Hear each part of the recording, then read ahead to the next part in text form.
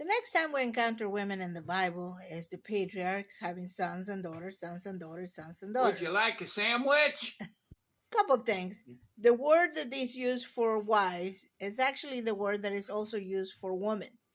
So taking on a wife is not a sin. Taking on many women, now that's a problem because the order that God intended for us to have is one man, one woman.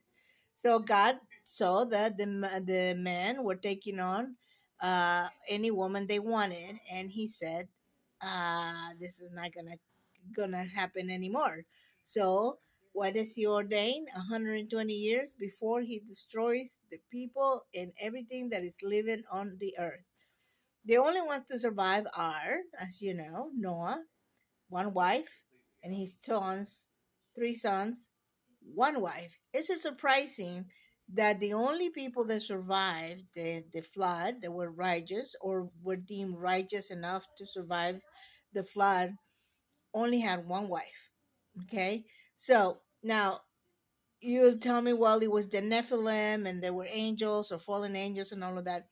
It is, the narrative does not allow for that because the sin that is being committed here is by men, the patriarchs, okay? And God is punishing who? The humans, the earth, the patriarchs, okay? So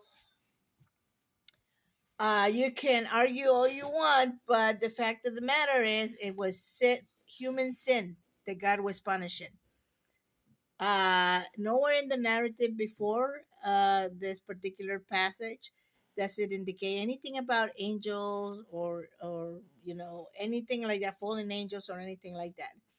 We love to say that because what happens is that if you complicate the passage with the thinking of angels or fallen angels and the Nephilim and all of that, you miss the message of the passage. That is, the sin of man was on the taking on more than one woman when the order is meant to be one on one. Okay? And so you have the next thing that you have is the flood. But like I said, Noah, one wife. The sons of Noah, one wife each. Okay, so that should tell you right off the bat the part of the reason that God destroyed the earth was this taking on women after woman after woman that probably was not under the bound of a covenant of marriage. Anyways, follow for more. We'll see where we end up next. Bye.